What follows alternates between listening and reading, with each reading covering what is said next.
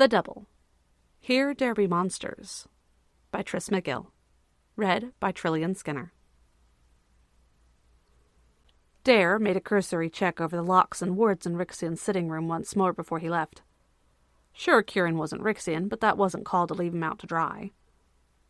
The look on that boy's face when he noticed him. The freezing horror. The uneasy anxiety in his eyes.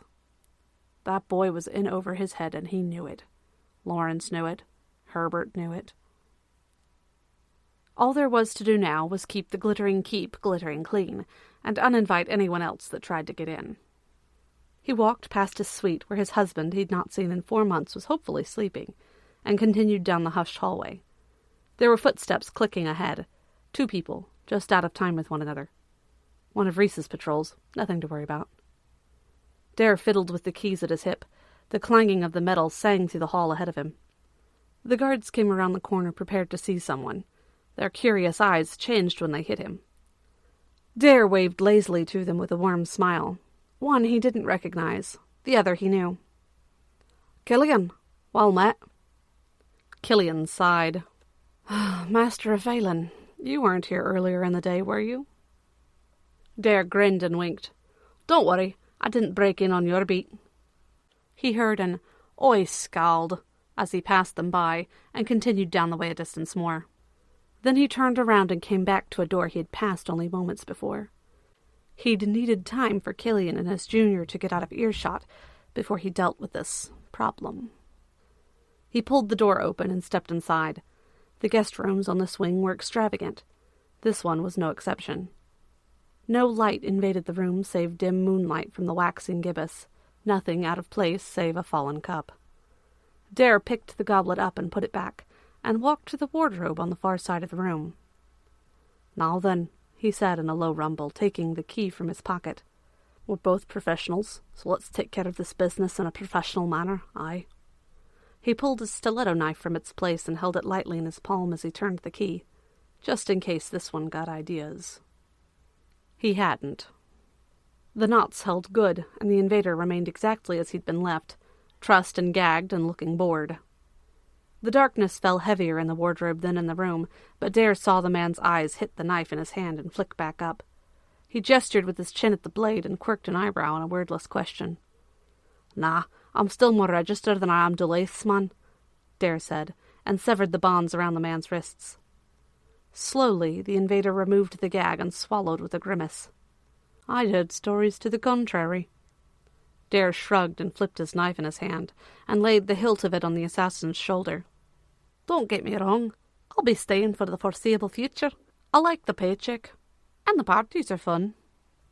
The assassin's eyes cut sideways to the blade. "You don't have to rub it in, Nevis," he spat.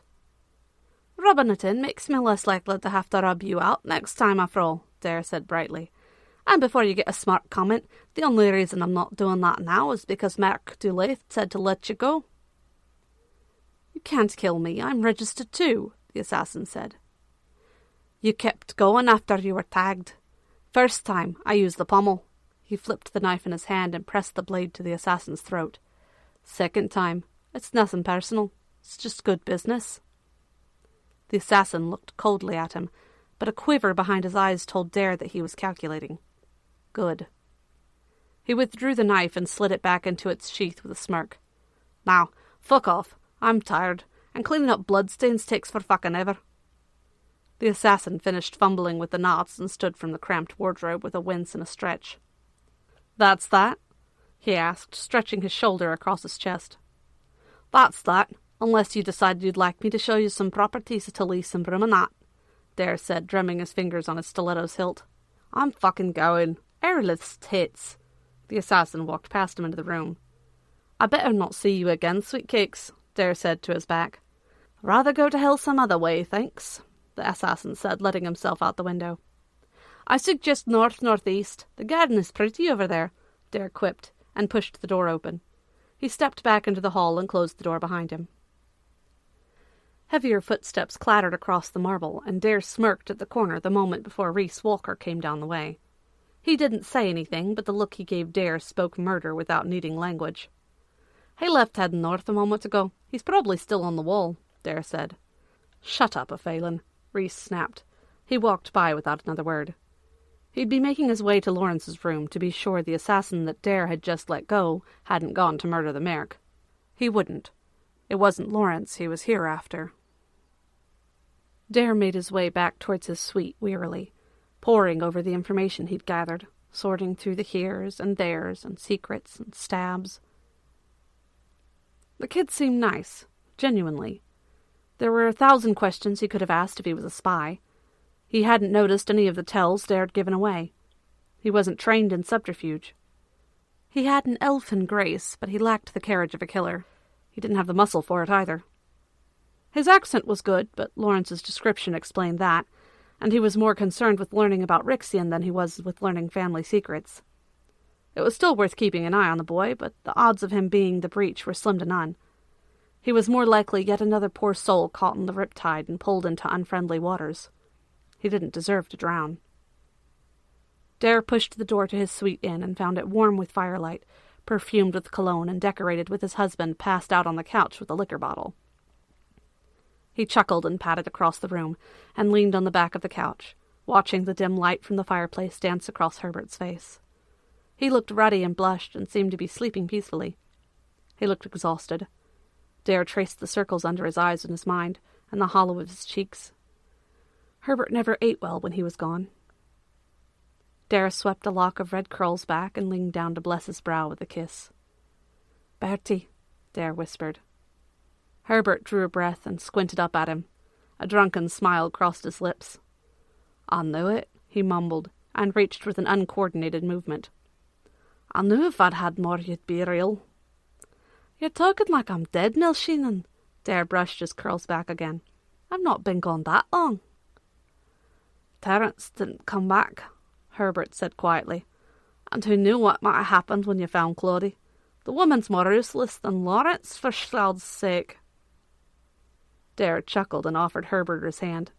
"Listen to yourself. You're going to be sick as a dog in the morning. I told you to get in bed, not start on another faith." "How'd you find her?" Herbert asked, and missed catching Dair's hand twice before he finally caught it. "She was well. I saw her mother too briefly. As lovely as ever, both of them." Dair pulled Herbert up off the couch. Herbert winced and tried to steady himself, but ended up in Dair's arms. "That ain't what I meant, and you know it. You're trying to pull a fast one because you think I'm too drunk to notice, but I'm still sharp as stone." Dair chuckled and pulled his arm over his shoulder and shepherded him into their bedroom. "She really not know anything?" Herbert asked. "No, she knows where he is. She just didn't want to tell me," Dair said. "I think she believes she's protecting him. She doesn't trust Lawrence after what happened." Herbert scoffed and stumbled for a moment before Dair let him down on the bed. "She thinks she knows something when she don't," Herbert muttered. Dair smiled, but he knew he needn't have guarded his expression so carefully. Odds were Herbert would wake up so hungover that he wouldn't even care about the stranger in bed beside him until he'd thrown up a couple of times. Then he'd probably accuse him of sneaking in sometime around midnight. "You need to sleep," Dair said, and pushed him gently towards his pillow. Herbert didn't even try to stay upright. He collapsed into his pillow with a "Oof." Dair chuckled again and started dressing for bed. The knives found their place on the bedside table, the boots in the corner, his shirt over the back of the chair. That was when Herbert seemed to notice he was still moving around. "You gonna stay?" Herbert asked. "Of course. This is my room," Dair answered with a grin. Herbert blinked up with bloodshot eyes. "You gonna be here in the morning?" "Someone's going to have to make sure you eat your oatmeal and drink your tea," Dair said. "May as well be me." A drunken smile graced his lips, and he pulled the blanket back for Dair. "Come to bed." Dair tucked himself in. "Wouldn't have it any other way."